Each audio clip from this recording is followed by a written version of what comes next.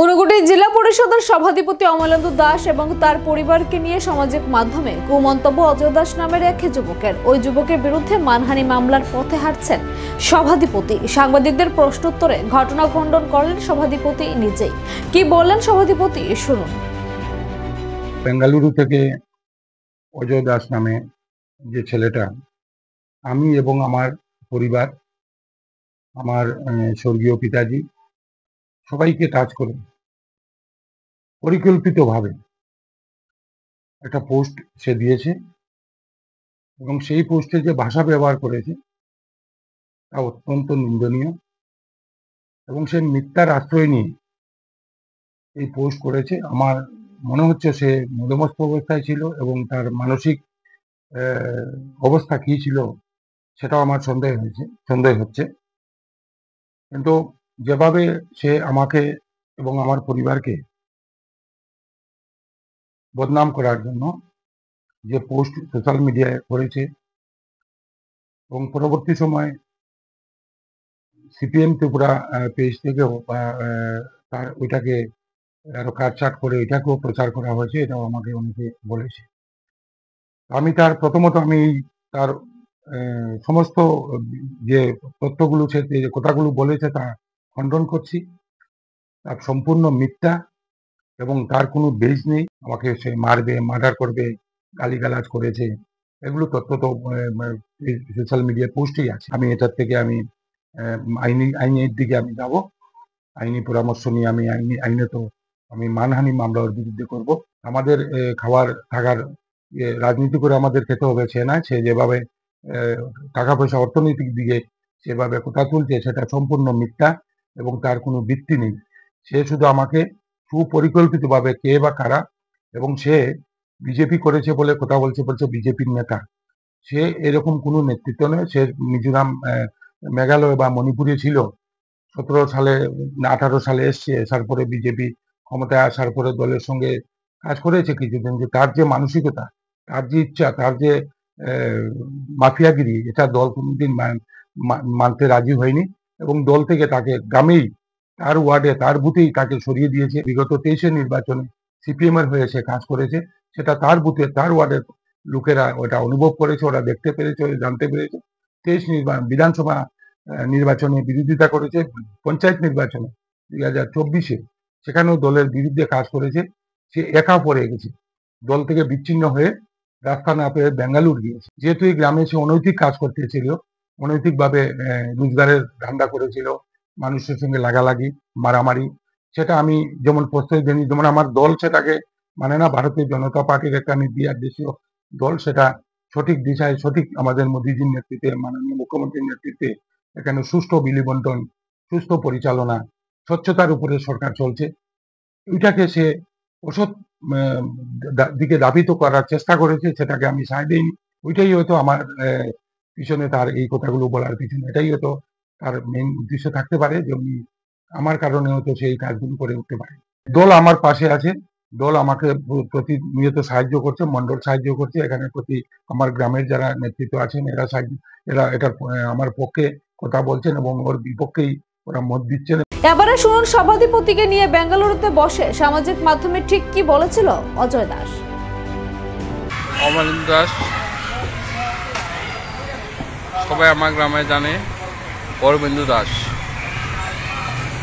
এত বড় বেঈমান, গ্রামটারে পুরা ধ্বংস করছে এই অজগরে। পঞ্চায়েত, তার বাড়ির পঞ্চায়েত অফিস, সজল দেব পঞ্চায়েত সেক্রেটারি আমাদের গোকুলমা গ্রামের, তার বাড়ি পঞ্চায়েত অফিস বানিয়ে রাখছে। প্রথমে তার ঘরে ঢুকতো, যাইবার সময় তার ঘরে হিসাব দিয়ে এরপরে যাইতে লাগতো তার সজল দে পঞ্চায়েত সেক্রেটারি।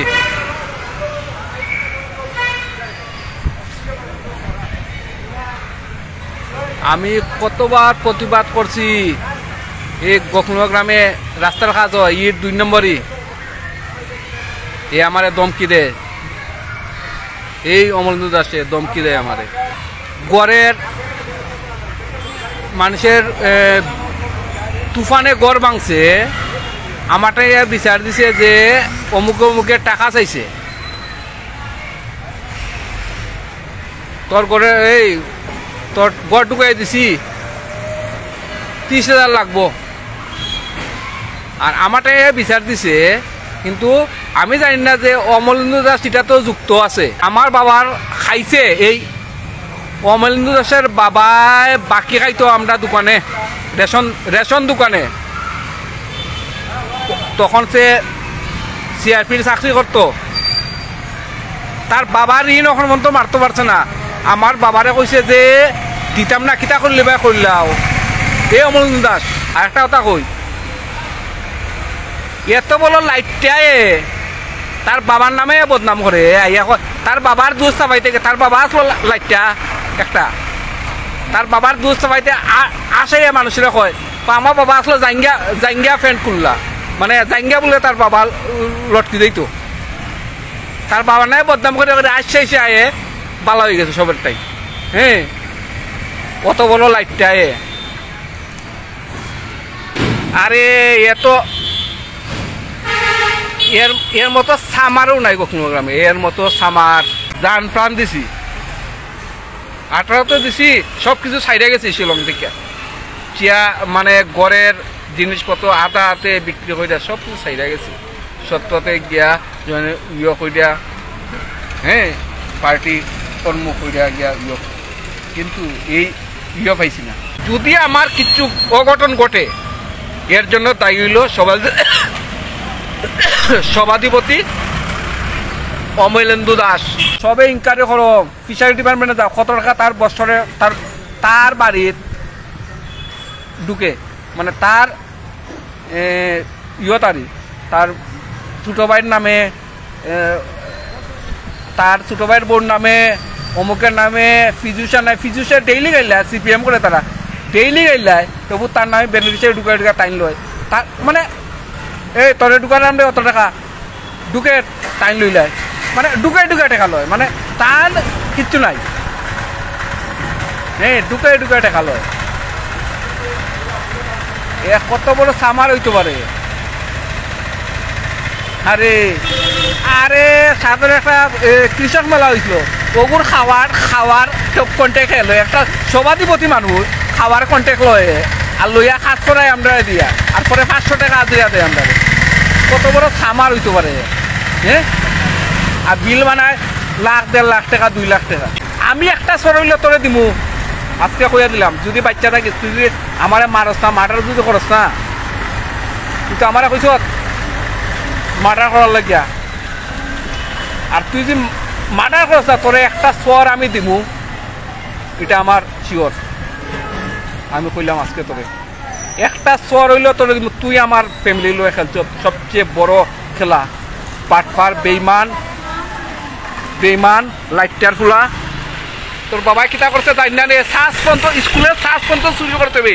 তোর বাবাই ছাটাই এই তো তখন স্কুলও, তোর বাবাই নিয়ে সকল ছাটাই গড় নিয়ে রাখিস, আর তোর বাবার খাইছিল তুই ছাড়ছত না, কুত্তার বাচ্চা। তা সব আমি, আরে তোর বাবা আসলো স্কুল কমিটি থেকে পরে যখন ছাটাই তোর বাড়িতে নিচে গিয়া অকলতা তোর বাবাই, তখন স্কুল কমিটি থেকে বার করে দিছে সুরের ফুয়া কুনানের। আর তুই এখন চুরি করে গুন্ডামি করি গিয়া, অজগরের বাচ্চা, অজগর।